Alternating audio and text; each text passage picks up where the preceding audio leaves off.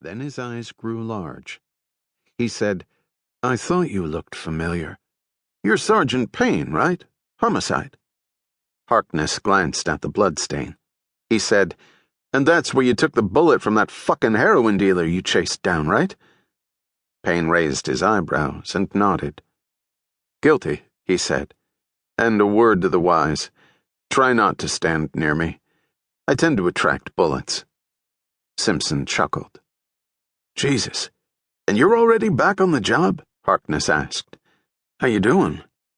"No need to worry about me," Payne said and gestured toward Harkness's arm. "That gonna be okay?" He shrugged. "Yeah, just scraped it up real good after cutting the driver's seatbelt free. I mean, there really was blood all over. Had no idea that it could be so slippery." "So then," Officer Foster said, nodding toward the car, "that was you in that black Porsche, wasn't it? Chasing the van." "Yeah, looked like you guys had this scene covered, and clearly you did. Decided that going after the shooter was the thing to do." "You get the bastard?" Foster asked. Payne raised his eyebrows again and shook his head. "Unfortunately, no. But they just found the van abandoned and are searching the area for the doers." Then he nodded toward the Escalade. "Can you tell me about that scene?" Payne said. "Who was in the vehicle? Their condition?" "Two white males, both from Florida, who were staying at the Rittenhouse," Foster said and glanced at Harkness. "Me and him hauled them out right before the fire spread to the inside.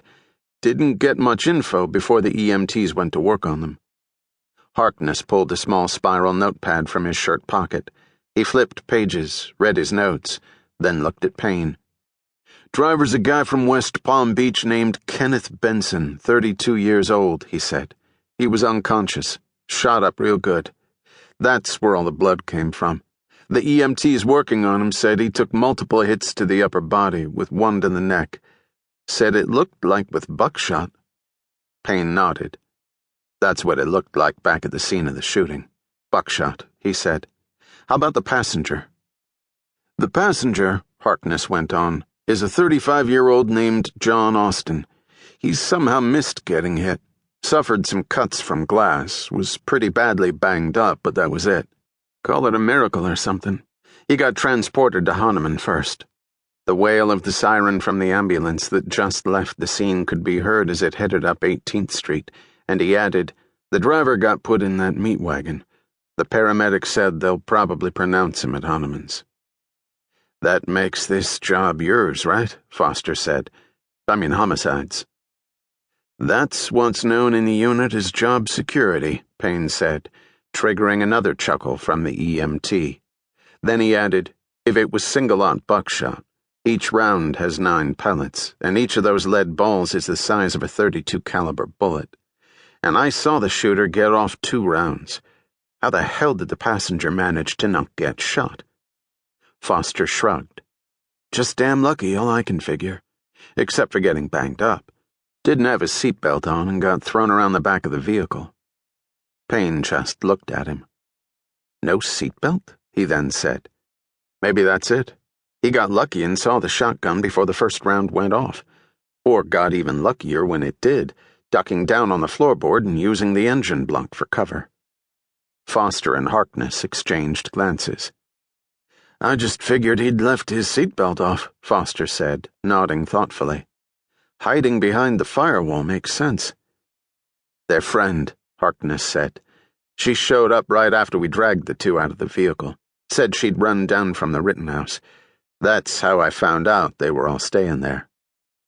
"Good-looking blonde woman, mid-30s, nicely dressed, right?" Payne said. "Yeah," Harkness said. "A real beauty. The rich kind, you know.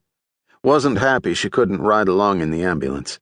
She calmed down real quick when I flagged a cab to take her to Hahnemann." He paused, then added, "So then you saw her?" Payne nodded. "Near the shooting. Who is she?" Harkness pulled from his notepad what looked like a business card and handed it to Payne. "She gave me this." Payne's eyes went to the card. "I'll be damned," he said. "Camilla Rose Morgan. That was her. Didn't recognize her." "She's someone important?" Harkness said. "That is what